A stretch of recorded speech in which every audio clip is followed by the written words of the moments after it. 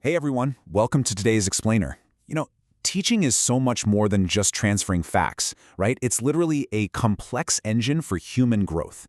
Today, we're going to unpack the specific mechanics behind how we actually acquire knowledge, and we'll see how understanding that underlying structure can completely change the trajectory of our own intellectual development. Let's get right into it.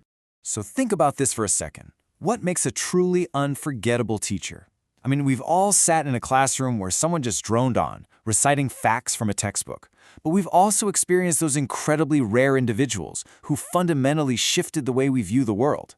Today, using our source material on the pedagogy of growth, we're exploring the precise science and the artistry behind that exact transformation. All right, kicking things off with Section 1, Beyond Delivering Information. Okay, so teaching fundamentally rejects the whole idea of just being a passive transmission of data. It's not a data dump. Instead, it's an active, purposeful shaping of personal and intellectual growth. It's all about intentionally guiding learners toward higher knowledge, refined skills, and deeper values.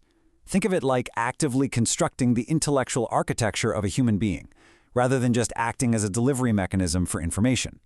And as we can see, simply imparting knowledge, that's really just the baseline. The real objectives escalate pretty rapidly from there. The true goal is to foster critical thinking so learners can actually interrogate those facts, develop robust problem-solving abilities, and ultimately prepare to face complex, real-world challenges. It's a continuous journey, moving the learner directly out of theoretical frameworks and right into the unyielding complexities of actual life. Moving right along to Section 2, the teaching ladder. So the process of learning naturally scales upward through these distinct phases of cognitive engagement. It kicks off at the foundational memory level, which relies heavily on rote learning and rapid recall just to establish baseline fluency. But here's the thing. Cognitive development completely stalls out if it stays there. It has to ascend to the understanding level. That means transitioning from mere recall to actually comprehending, interpreting, and practically applying those ideas. Finally, the ultimate goal of any educational journey is hitting the reflective level. Up here, learners transcend just consuming information. They're critically analyzing, evaluating, and they possess the capacity to synthesize entirely new knowledge. That is the peak. Looking at this direct comparison, the defining challenge of pedagogy is really about facilitating this exact leap, from foundational rote learning to independent thought. It's a demanding journey, going from a passive consumer of established information to becoming an active creator of fresh, innovative knowledge. Mastering that transition, that's exactly what elevates true education way above basic instruction. Okay, Section 3, Traits of a Great Guide. Guiding someone up to that reflective level requires a really fascinating duality. On one hand, it demands strict clarity and rigorous, systematic organization. But then, that has to be combined seamlessly with deep empathy, dynamic adaptability, and the profound ability to inspire genuine curiosity. Teaching isn't some static broadcast, right? It's a highly responsive activity. It requires continuous improvement, merging immense emotional intelligence with absolute organizational rigor. It's quite the balancing act.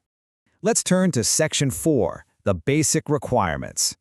Now, structural tools like a well-defined curriculum, appropriate teaching aids, and a conducive environment, those are all great, but they're honestly kind of useless without the human element. The real magic happens when those structural scaffolds intersect directly with a teacher's deep subject expertise, highly refined pedagogical skill, and their unwavering ethical responsibility to the student. Without that human catalyst, the structural tools just remain completely inert. You absolutely got to have both. And that brings us to Section 5, the art and science. It really all boils down to this distinct, non-negotiable chemistry, structured methodology paired directly with vital human connection. Without the methodology, the learning process completely lacks direction and rigor, but without the human connection, it just remains cold and rote. You absolutely must have both components functioning in perfect harmony if you want to forge reflective thinkers and responsible citizens who can independently analyze the world around them. This quote totally nails it. Ultimately, teaching operates as both a science and an art. It's a science because, well, it relies on quantifiable levels, rigorous methodologies, and observable outcomes. Yet, it's undeniably an art because it requires deep empathy, fluid adaptability, and that uniquely human intuition required to spark curiosity in another mind. That synthesis, that blending of the two, is what truly transforms learners. So as we wrap up this explainer, I want you to think about your own learning journey. Ask yourself, are you just memorizing or are you really reflecting?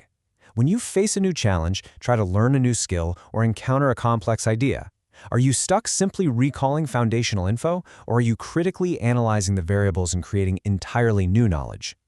Seek out the guides who master both the art and the science of pedagogy, and always strive to push your own cognition to that reflective level.